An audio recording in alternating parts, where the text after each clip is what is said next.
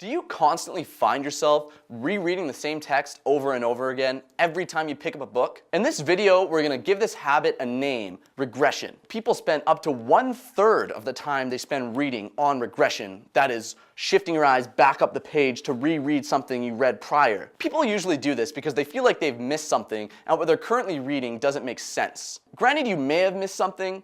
I would argue that most of the time that we regress is because we've only built up the habit over the years of regressing and not because we actually needed to. And even if we did need to, that our confusion that we're currently experiencing will be put into a context if we continue to read forward, and that context will allow the confusion to resolve itself. If you've watched my video on increasing your attention span via meditation, you can apply that analogously here when trying to read without regressing by realizing every time that you've gone off your path of reading without regressing and moving back onto it, just like we did in that technique when we realized we were no longer focusing on our breath. There's no silver bullet to learning how to speed read right off the bat, but by eliminating regression, you can read up to 1/3 more than you've already read, so that's already a 33% increase in reading speed, which is almost 100 words per minute for most people. This video and the next video are just intended to introduce you to a couple concepts so that you can start recognizing the habits that you've built up over the years. These habits are quite difficult to break, but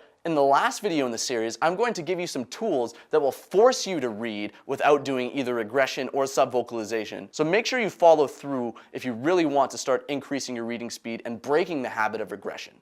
Cheers.